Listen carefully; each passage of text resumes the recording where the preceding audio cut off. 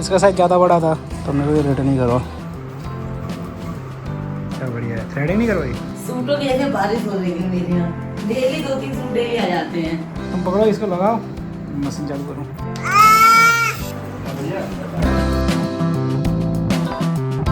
भैया good morning, स्वागत है आपका एक बार फिर से मेरे नए ब्लॉग में। सुबह के 8:30 हो रहे हैं और 10-15 मिनट में उर्वशी की बस आ जाएगी स्कूल वाली। पता नहीं जा पाएंगी या नहीं आ पाएंगी क्योंकि अभी तक ये तैयारी नहीं हुई। सो यहाँ पर बैठा बैठा खेल रहा है इनके सामान से, क्रीम वगैरह पता नहीं क्या क्या ले रखा है। और हाँ, मैंने गैस तेज कर दिए। और हाँ, आज नाश्ते में उपमा बनना है तो उपमा में ऊपर से स्प्रिंकल करने के लिए आलू फ्राई हो रहे हैं। उस दिन रात को मैंने आपको ब्लॉग में दिखाया था ना, उस दिन आलू वाले मतलब इसी तरीके से स्प्रिंकल करके आलू भी डाले थे ऊपर से। जब तक ये तैयार हो रही है मैं ही कर रहा हूँ ये वाला काम। भैया उपमा हो गया बनके तैयार।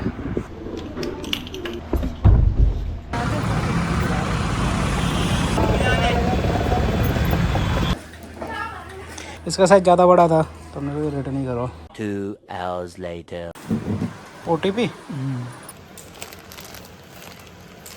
एक ही था और होंगे। 1:30 बज रहे हैं दोस्तों करेक्ट। उर्वशी आ गई हैं, लेकिन आज मुझे इटावा जंगी भी जाना पड़ेगा, कुछ काम है वो मैं आपको आगे बताता हूँ।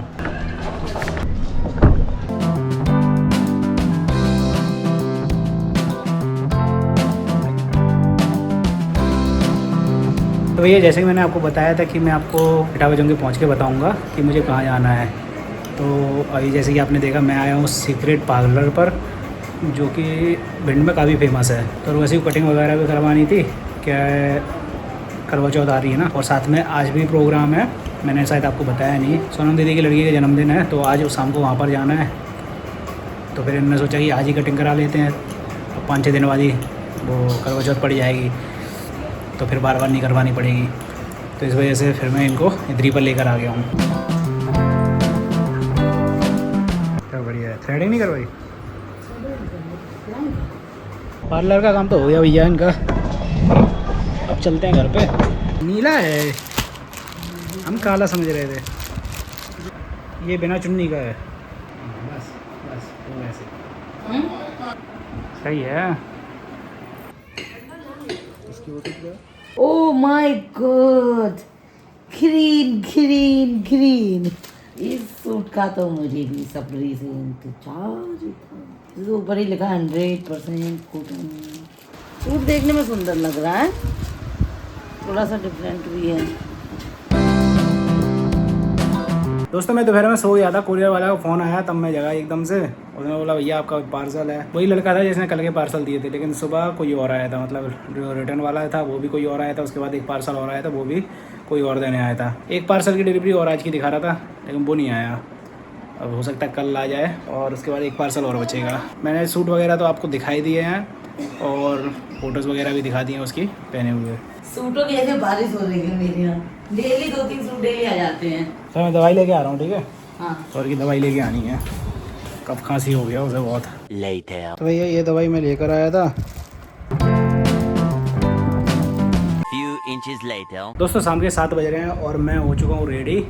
जैसे कि मैंने आपको बताया था ना, सोनम दीदी के यहाँ पर प्रोग्राम है तो हम लोग वहीं पर जा रहे हैं। मैं भी तैयार हो गया हूँ और उर्वशी भी रेडी हो गई हैं, लेकिन सौर को भी आना था और वो सो चुका है। अब इसको यहीं पे छोड़ के जाएंगे, मम्मी रहेंगी यहीं पे, देखती रहेंगी। देखो रूम की हालत, कोरियर आया है कि इतनी सारी पन्नियाँ हो गई।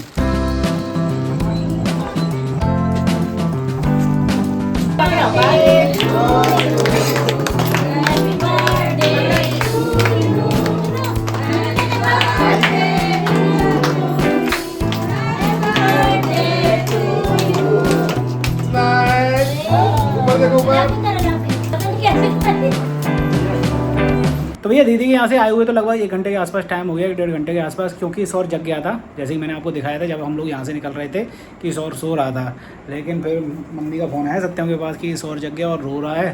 तो इस वजह से फिर हम लोगों को जल्दी आना पड़ा, लेकिन केक वगैरह कटने का प्रोग्राम हो गया था और खाना वगैरह भी खा चुके थे तो हम लोगों ने सोचा निकलना चाहिए। और हाँ, इस बार ये सोच रहे हैं कि हर बार सोनम दीदी बोलती हैं कि तुम लोग आते नहीं हो रुकने के लिए इधर, वो आती हैं। तो इस बार हम लोग सोच रहे हैं कि छुट्टी पड़ेगी उर्वशी की 17 तारीख को, तो इस बार हम लोग वहीं पर जाएंगे। अब देखते हैं कैसी क्या व्यवस्था बन पाती है। और हाँ, जैसे ही मैंने आपको दिखाया था सौर के लिए दवाई लेकर आए थे, लेकिन कुछ दवाई हमारे पास पहले से ही रखी हुई थी तो उनकी ज़रूरत नहीं पड़ने वाली है, तो मैं सोच रहा हूँ उनको रिटर्न कर दूँगा। साथ में कब वाली मैंने दवाई तो दे दी। और हाँ, ये मशीन दिखाना पहले मैंने इसके अंदर एक बहुत बड़ा मच्छर कैद किया, वो दिखाओ। मच्छर पकड़ लिया, इतना बड़ा सा मच्छर देखो, फेंको बाहर मार दिया मच्छर। मारा नहीं है, जिंदा है, ठीक है, मारा नहीं है। बाहर फेंक दो, थोड़ा लंबा दूर फेंकना। ये बेटा सौर, हाँ ये वाली मशीन मिल नहीं रही थी काफ़ी टाइम से। आज मैंने बेड खोला, मतलब हर जगह तो ढूंढ ही चुके थे, बेड में नहीं देखी थी बस, तो बेड खोला, अंदर की तरफ ये दबी रखी थी, रख गई होगी कुछ सामान के साथ में, तो सौर को भाप देनी है। सोचा होगा 1 साल बाद ही जरूरत पड़ेगी सर्दियों में। भाप देने के लिए। इसके वो कहाँ है, कहाँ रखे थे? अभी तो इधर रखे थे। ये पाँव दो, ये पहले से ही रखे थे, अभी भी मैं लेकर आया हूँ, लेकिन उर्वशी को याद आया कि ये पहले से रखे हुए हैं, उन्होंने पुराने वाले ही निकाल दिए। 2025 या 26 तक इसकी एक्सपायरी डेट है। तुम पकड़ो इसको, लगाओ, मशीन चालू करूँ।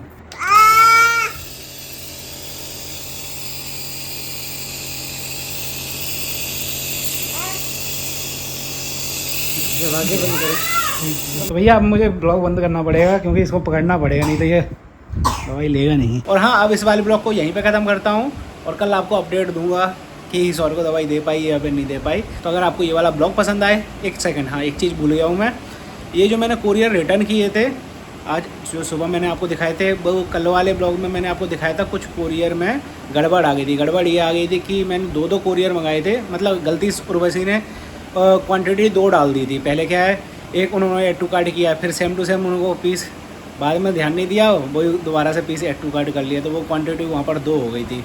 तो 2 पीस ऐसे थे, वैसे तो 3 पीस ऐसे थे जिनकी क्वांटिटी डबल हो गई थी। लेकिन जब हम दोबारा से उसको देख रहे थे ऑर्डर करने के बाद, तो ध्यान में आ गया था वो पीस चला नहीं था, तो उसको हमने कैंसिल करके दोबारा सिंगल क्वांटिटी में ऑर्डर कर दिया था। लेकिन जो 2 पीस थे डबल हो गए थे, उसमें क्या हुआ था, दोनों ही पीस सिंगल क्वांटिटी में आ गए।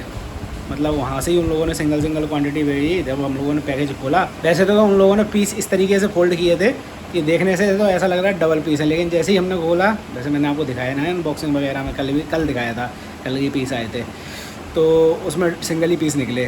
फिर हम लोगों ने उसको रिटर्न की रिक्वेस्ट डाल दी, तो वो आज चला गया और 1 पीस की तो शाम तक पेमेंट रिफ़ंड भी आ गई है। मतलब ज़्यादा टाइम नहीं लगता रिफ़ंड आने में। मीशो में ये फ़ायदा होता है, मतलब कुछ भी प्रॉब्लम हो रिटर्न कर सकते हो आप, लेकिन रिटर्न के लिए जो एक्स्ट्रा चार्ज लगता है वो शुरुआत में आपको पे करना पड़ेगा, अगर आपको लगता है कि हाँ रिटर्न आपको करना पड़ सकता है फिटिंग की प्रॉब्लम की वजह से या फिर कोई भी दूसरी प्रॉब्लम की वजह से। तो मैंने सोचा आपको ये भी अपडेट दे देता हूँ कि हम लोगों को रिटर्न क्यों करना पड़ा। तो 1 पीस की तो हम लोगों ने रिटर्न की रिक्वेस्ट डाल दी थी कि वो डबल ऑर्डर हो गया था, लेकिन आया एक ही था और साथ में उसकी कपड़ा भी सही नहीं था, तो हम लोगों ने उसको रिटर्न का रिक्वेस्ट डलवा दिया। लेकिन जो दूसरा पीस था वो भी सिंगल आया था, लेकिन उसका कपड़ा अच्छा था, तो हम लोगों ने उसमें एक ऑप्शन आता है कि हमें पीस रिटर्न नहीं करना है क्योंकि वो पहले से ही एक कम आया, क्वांटिटी कम आई है उसकी, हमें रिफ़ंड की रिक्वेस्ट डलवानी है। तो एक जो पीस कम आया उसके रिफ़ंड के लिए प्रोसेस हो जाता है, मतलब रिफ़ंड आपके अकाउंट में आ जाता है। तो ये दोनों अपन ने काम कर लिए। तो दोस्तों इस वाले ब्लॉग में बस इतना ही था। अगर आपको कुछ भी प्रॉब्लम लग रही हो मीशो से संबंधित, मतलब रिटर्न वगैरह से रिलेटेड, तो आप मुझसे कमेंट सेक्शन में पूछ सकते हैं, क्योंकि उर्वशी का तो आपको पता ही है, वो सूट वगैरह ऑर्डर करती रहती हैं, जैसे ही आपने 1-2 दिन पहले से ब्लॉग्स वगैरह हम देख रहे हैं। तो अगर आपको ये वाला ब्लॉग पसंद आए तो लाइक करना, चैनल पहली बार तो सब्सक्राइब कर रहे हैं। फिर मिलेंगे दोस्तों आपसे कल वाले ब्लॉग में, तब तक के लिए